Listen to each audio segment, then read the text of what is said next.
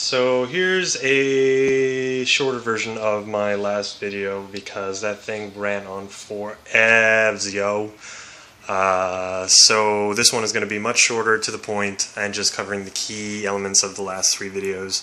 So, Emerald Tree Boa, super cute, right? So actually, hopefully this one will actually stay in HD, and you can actually see him a lot better. I mean, here, I'll open the cage. So, how to set up the cage: give him lots of branches, nice big water bowl. Don't keep the water bowl too full, keep it nice and shallow. They can and have been known to drown in not a lot of water because, you know, they're just stupid. But still cute. He's asleep, so he probably won't bite my face off right now. But I'm tempting him. Anyhow, so back to the thing. What's really good to do with these little tiny cages, because I keep them in a 1 foot by 1 foot by 1 foot cage, because it's much easier to control the temperature and humidity, and they can be a little fragile when they are young.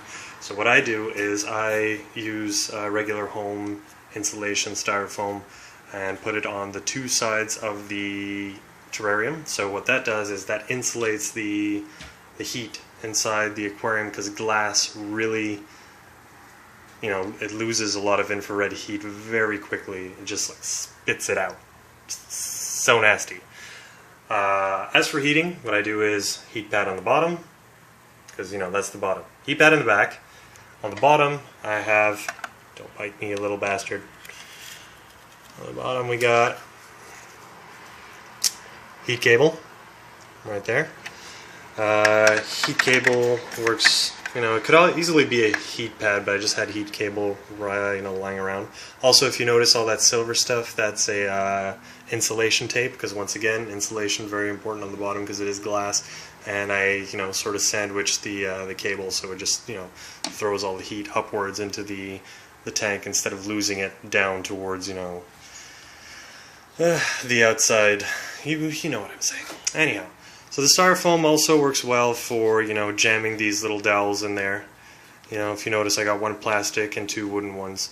I just, you know, why they're different is because I just wanted to see what he seems to like better. He seems to like the wooden ones a lot better, probably because it's more grip, slides on them less. The wood ones are also very good because they should give you an idea of if you're keeping your terrarium a little too humid. If you do keep them too humid and not enough air circulation, they'll start to mold up very quickly, and that's a sign that, you know, something bad's going on.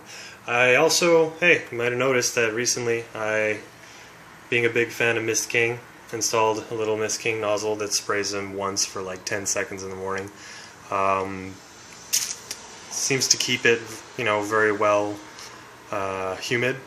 Very humid, but the thing is I also still have to spray them with regular water because I use RO water not to jam up the nozzle, and RO water is not great for them to drink.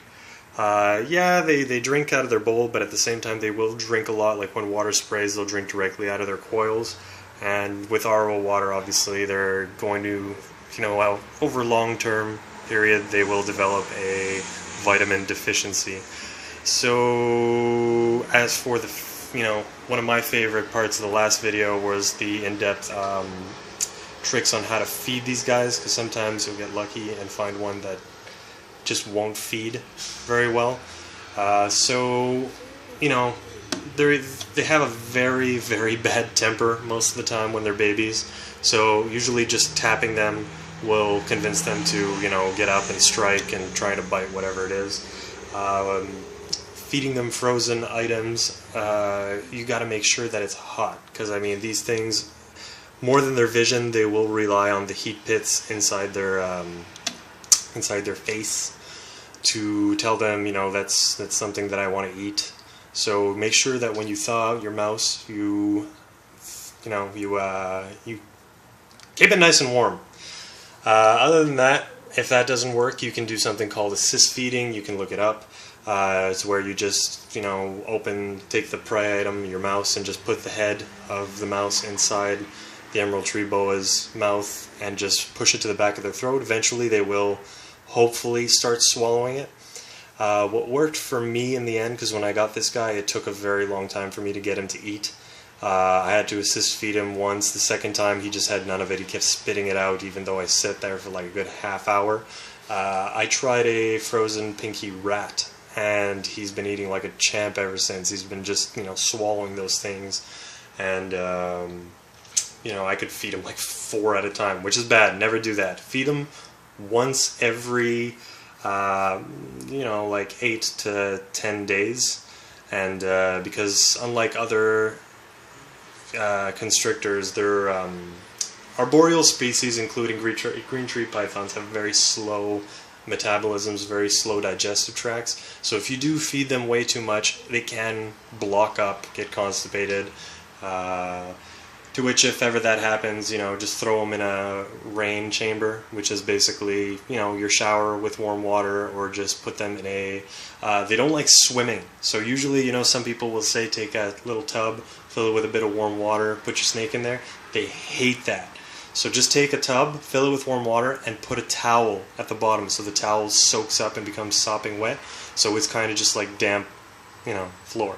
Also, you notice instead of earth, I use paper towel. Paper towel so I can keep it nice and clean. It's very hygienic.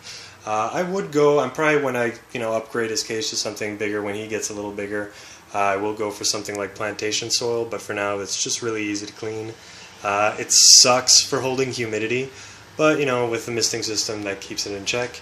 So I got, you know, analog. It's very, temperature is very, very important. You want to keep it somewhere between 82 to 85 degrees Fahrenheit with humidity towards the 80%. You know, swing it a little, sometimes drop it down to 70, sometimes swing it up to 90. You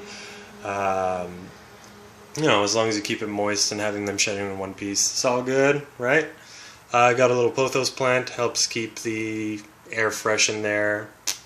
Looks pretty, makes them feel secure. Oh yes, probe. As for heat, yeah, I mentioned that I have the heat pad and heat cable. Would be way too much heat in here, especially since I covered the top and just slit a nice hole for all air circulation, but I covered the top in a plastic bag to keep all the humidity in and heat in, and just, you know, a little slit to get good air circulation. But with those two, would be way too hot. So I got a probe here with a little thermostat. So it's connected the heat cable and the heat pad onto the thermostat, and keeps everything nice and controlled. It keeps the temperature very stable, which you see 82, got 89% humidity in there. And final thing is I've, you know, got the as you noticed in all my videos, I'm very good at losing my words, but Exo Terra, that's right. I got the Exo Terra Reptile Vision bulb, which doesn't really, I mean, I'm sure it does do something for their vision. Maybe they will see. But bottom line, it looks pretty. It's a really pretty light. It's got a nice purple glow. I mean, you can't really see it with this camera, but I mean, it really makes the colors on my snake really pop, and I don't know, it's a good light. I mean, it would probably be more beneficial to a lizard or something like that, some, you know, a daytime species that would, you know, need UVA a lot more. But, you know, as far as these snakes go, any light will do.